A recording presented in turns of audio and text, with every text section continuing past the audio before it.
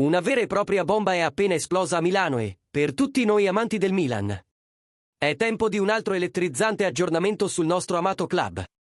Come sempre, siamo qui per portarvi le notizie più scottanti, con informazioni fresche che potrebbero cambiare il corso della stagione.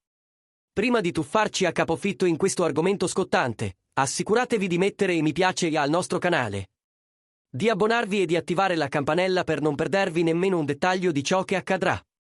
Quello che circola oggi dietro le quinte del Milan promette di far vibrare i cuori dei tifosi. Ci sono mosse segrete e qualcosa di grosso sta per essere svelato. Ryan Cherki, il giovane gioiello dell'Olympique Lyonnais, è destinato a movimentare il mercato dei trasferimenti quest'estate e il Milan è tra i club che tengono d'occhio il suo futuro. Secondo quanto riportato da Caught Offside, diverse potenze europee stanno monitorando l'abile centrocampista d'attacco 21enne, con Manchester United e Tottenham in testa alla corsa per ingaggiarlo.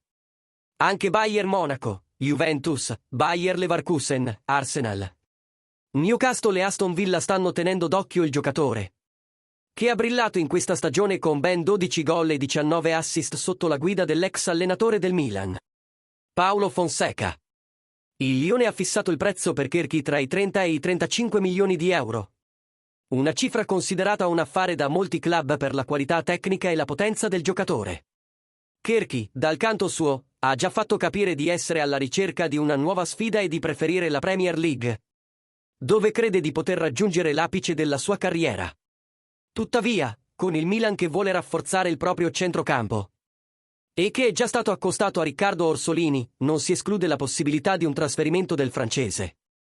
L'eventuale cessione di Samuel Chukwueze potrebbe aprire uno spazio finanziario per l'acquisto di Cherki, con l'obiettivo di rafforzare la fascia destra dell'attacco.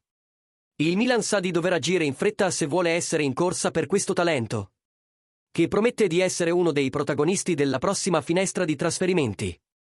E ora vogliamo sentire il vostro parere, tifosi del Milan.